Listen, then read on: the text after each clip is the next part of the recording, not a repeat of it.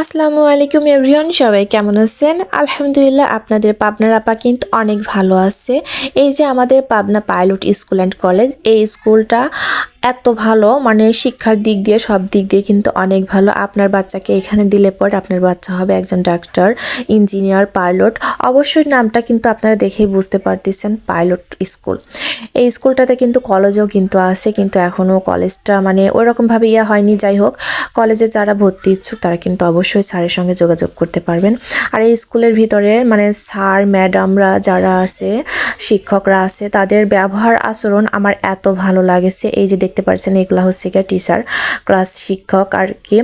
যাই হোক, মানে ক্লাসের ভিতরে অনেক ভালো লাগছে। বাইরের পরিবেশটা অনেক ভালো, মানে বাইরে বসে থাকার জন্য সুব্যবস্থা আছে গার্জিয়ানদের। আর এখানে আমি ম্যাডামের থেকে কিন্তু নিচ্ছিলাম। আমার আজকে স্কুলে যাওয়ার মেন উদ্দেশ্য হচ্ছে আমি ক্লাসের রিপোর্ট বইটা নিতে গিয়েছিলাম। রিপোর্ট বুকটা আসলে মানে খুবই প্রয়োজন ছিল। বাচ্চা কি পড়তেছে, কি দিচ্ছে, ম্যাডামরা আসলে ছোট বাচ্চা তো বলতে পারে না, সেই জন্য আর কি রিপোর্ট বুকটা আমি নিয়ে নিলাম ম্যাডামের থেকে। তারপরে প্রিন্সিপাল স্যারের সঙ্গে যাই হোক দেখা করলাম একটু। স্যার অবশ্য ব্যস্ত ছিল, কথা বলতেছিল ফোনে। যাই হোক, স্যারকে আমি সেভাবে সালাম দিতে পারিনি, তো ভিডিওর মধ্যে বলতেছি স্যার আসসালামু আলাইকুম।